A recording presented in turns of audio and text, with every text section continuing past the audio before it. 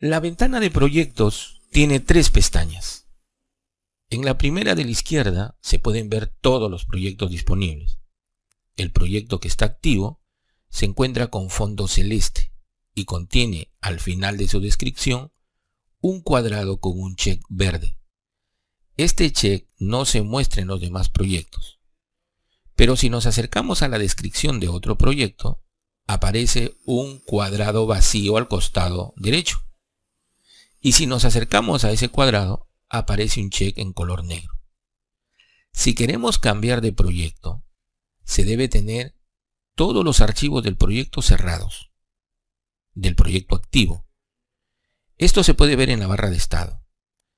Si solo aparece la pestaña de inicio, significa que no hay más archivos abiertos y podemos cambiar de proyecto. Para cambiar de proyecto hay 2 formas. La primera es haciendo un doble clic en el nombre del proyecto que deseamos abrir o activar. La otra forma es haciendo un solo clic, en el cuadrado que contiene el check de color negro y que aparece al ubicar el puntero sobre él. De esa forma, el check cambiará a color verde y el proyecto se activará. En la sección de la derecha se muestra la información del proyecto que está activo. Podemos ver el nombre del proyecto, el tipo del proyecto, la ruta donde se encuentra el proyecto y sus archivos, el espacio de trabajo, la ruta de búsqueda de grupos de trabajo, las librerías que se usan en este proyecto y las carpetas más usadas. La siguiente pestaña de esta ventana de proyectos es donde podemos ingresar atajos. Esto se aplica cuando tenemos proyectos grandes y sus archivos los hemos agrupado en carpetas.